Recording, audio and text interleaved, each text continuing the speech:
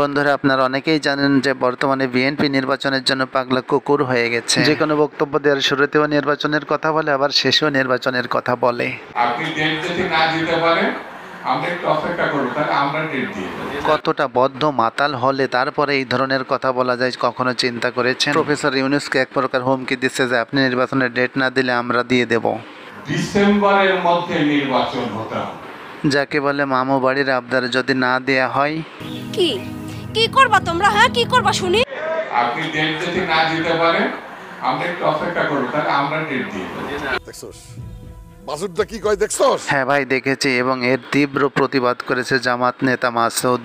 যেই দল এখন বাংলাদেশে বলে যদি নির্বাচনের ডেট দেন না দিলে আমরাই ডেট ডিক্লেয়ার করে হারবো। এই সমস্ত কারণেই বিএনপিকে আমি বলে থাকি 17 বছরের ক্ষুধার্ত কুকুর। পেটে অনেক ক্ষুধা খাওয়ার জন্য পাগল হয়ে গেছে, তাই এমন আবল তাবল বলতেছে।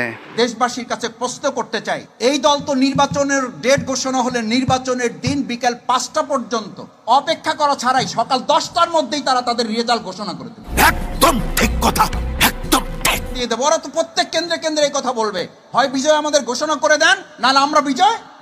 একেবারে মনের কথাটা বলেছেন ভাই। সকল রাজনীতিবিদদের বলছি, এদেশের জনগণের সাথে সিনেমিনি খেলা বন্ধ করেন, রাষ্ট্রের জন্য কল্যাণমূলক কিছু করেন।